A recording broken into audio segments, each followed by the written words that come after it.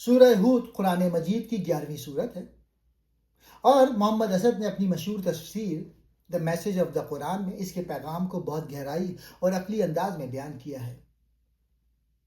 محمد اسد کا خاص انداز یہ ہے کہ وہ قرآنی قصص کو محض پرانی کہانیاں نہیں بلکہ انسانی نفسیات اور معاشرتی قوانین کے طور پر دیکھتے ہیں۔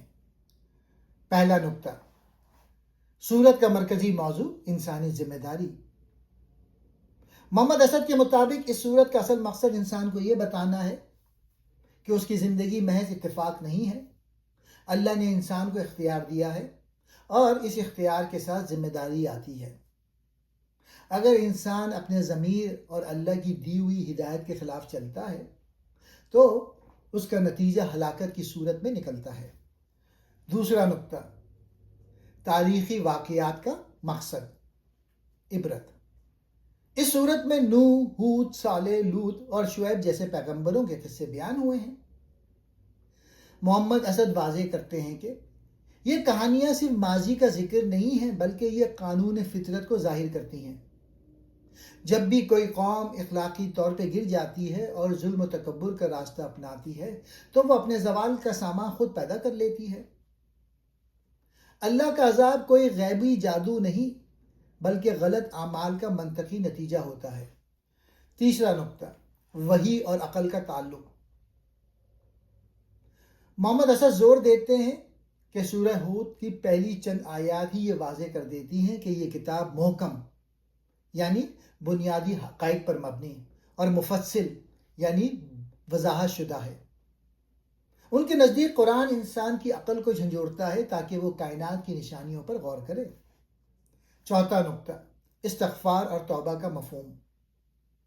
محمد اسد نے اس صورت میں موجود استغفار یعنی معافی مانگنے کا مطلب بہت خوبصورت بیان کیا ہے۔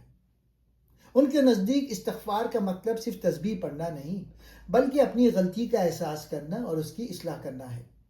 اگر انسان اپنی سمت درست کر لے تو اللہ اسے دنیا میں بھی متاع حسن یعنی بہترین زندگی عطا کرتا ہے۔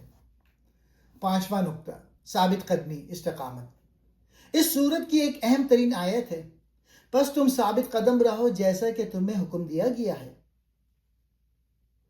محمد اسد کہتے ہیں کہ حق کے راستے پہ چلنا مشکل ہوتا ہے کیونکہ ارد گرد کا ماحول مختلف ہو سکتا ہے، لیکن ایک مومن کی پہچان یہ ہے کہ وہ جذباتی ہونے کے بجائے اپنے اصولوں پر قائم رہے۔